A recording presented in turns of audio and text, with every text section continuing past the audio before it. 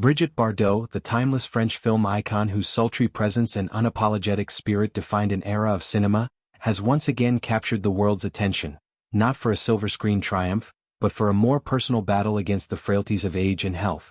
At 91 years old, Bardot finds herself in the quiet confines of a private hospital in Toulon, a coastal city in southeastern France, where she has been recuperating for nearly 3 weeks following a surgery prompted by a serious illness. This latest chapter in her extraordinary life underscores the resilience of a woman who has always defied expectations, from her breakout role in God Created Woman that catapulted her to international stardom in the 1950s, to her later years as a fierce animal rights activist. Her condition, described by close sources as worrying, has sparked concern among fans and admirers who have followed her journey from sex symbol to symbol of unyielding passion. The surgery itself remains shrouded in the kind of dignified privacy Bardot has always demanded, but reports indicate it addressed a health crisis that demanded immediate intervention. Admitted in late September, Bardot has been under careful medical supervision, her days filled with the steady rhythm of recovery rather than the glamour of spotlights. Yet, even in this vulnerable state, there is an air of optimism. Medical professionals anticipate her release in the coming days, paving the way for her return to the sun-drenched haven of St. Tropez, her longtime home where the Mediterranean breeze and her beloved animals await. St. Tropez, with its azure waters and bohemian charm, has long been Bardot's sanctuary, a place where she could escape the relentless gaze of the public and nurture her post-Hollywood passions. It's here, amid the olive groves and seaside villas, that she has channeled her energy into founding the Brigitte Bardot Foundation in 1986, an organization that has saved countless animals from cruelty and extinction, raising millions for conservation efforts worldwide. This hospitalization is not Bardot's first brush with health scares that remind us of her mortality. Just 2 years prior, in the sweltering heat of a July day in 2023, emergency services were summoned to her St. Tropez residence after she struggled to breathe. Her husband, Bernard Diormale, a former advisor and steadfast companion since their marriage in 1992, recounted the incident with the calm precision of someone accustomed to Bardot's indomitable will. "It was around 9 o'clock when Brigitte had trouble breathing," he shared at the time.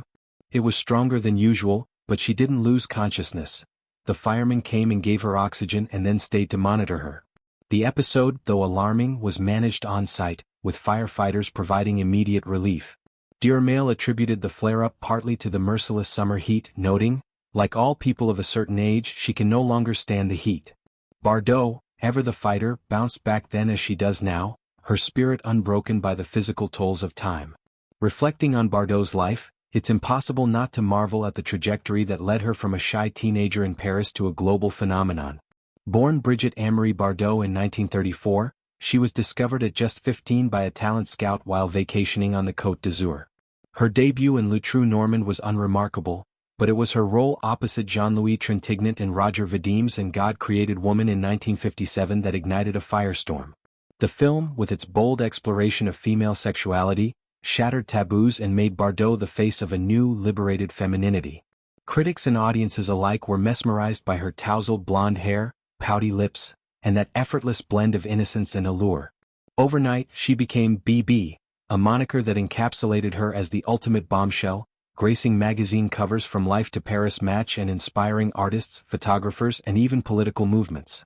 But stardom came at a price. Bardot's early career was a whirlwind of films, over 40 by the time she retired from acting at 40 in 1973, each one cementing her as a cultural force.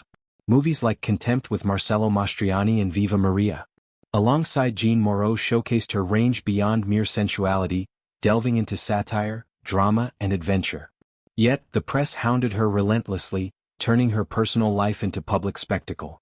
Marriages to director Roger Vadim, actor Jacques Charrier, with whom she had son Nicolas, and later millionaire Gunter Sachs were dissected in tabloids, her every romance fodder for headlines. Bardot chafed against the objectification, famously quipping in interviews that she felt like a prisoner in a gilded cage. By the 1970s, disillusioned with Hollywood's superficiality and the industry's treatment of women, she stepped away, declaring, "I am leaving the screen because I don't want to be a prisoner of my image." Her pivot to activism was as dramatic as any role she played. Witnessing animal suffering during a trip to India in the 1970s ignited a fury that would define her later decades. The Brigitte Bardot Foundation became her stage, campaigning against bullfighting, fur farming, and factory farming horrors. She lobbied governments, penned fiery op-eds, and even faced legal battles for her outspoken views, fined multiple times for criticizing immigration policies in France, blending her animal welfare zeal with broader social commentary. Bardot's home in St. Tropez became a menagerie, housing rescued dogs, cats, and exotic birds, a testament to her belief that animals are my children. Her efforts have influenced laws across Europe, from bans on animal testing to protections for dolphins and seals. At 91, even from her hospital bed, one imagines her mind racing with plans for the next crusade, her voice, husky and defiant, still calling out injustices. The current health episode has prompted an outpouring of support from around the globe. Fellow French icons like Catherine Deneuve and Jane Birkin, before her passing, have long admired Bardot's trailblazing courage, and tributes from fans flood social media with clips from her films and photos of her in her activist prime. Medical experts familiar with elderly care emphasize that recoveries like Bardot's require not just physical healing but emotional fortitude. Toulon's hospital, known for its discreet handling of high-profile patients, offers a serene environment with views of the sea, perhaps evoking the very landscapes that inspired Bardot's most iconic scenes. As she prepares to return home, Diormail remains by her side, their 33-year marriage a quiet anchor in a life of tempests. Bardot's story is one of reinvention, from the girl who embodied desire to the woman who demands dignity for the voiceless.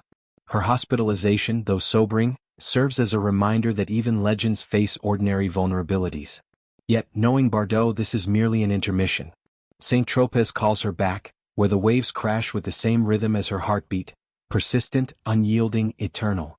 Friends whisper of her good humor during recovery, cracking jokes about outliving her critics and plotting her next public appearance, perhaps a gala for her foundation.